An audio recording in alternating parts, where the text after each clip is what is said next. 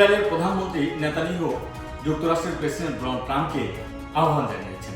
তিনি বলেছেন F-35 কর্মসূচিতে যাতে তুরস্ককে অন্তর্ভুক্ত করা না হয় এবং তুরস্ককে কোনোভাবেই যাতে অস্ত্র ও প্রযুক্তি দিয়ে সহায়তা না করা হয় এবং এ বিষয়ে সরাসরি ফোনালাপে উদ্বেগ প্রকাশ করেছেন নেতানিয়াহু।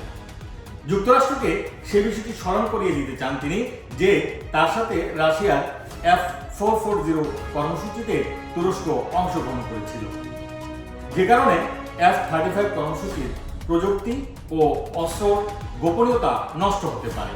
এই বিষয়টিকে মাথায় নিয়ে তুরস্ককে কোনোভাবেই অস্ত্র ও প্রযুক্তি দিয়ে সহায়তা না করার আহ্বান জানিয়েছেন নেতানিয়াহু।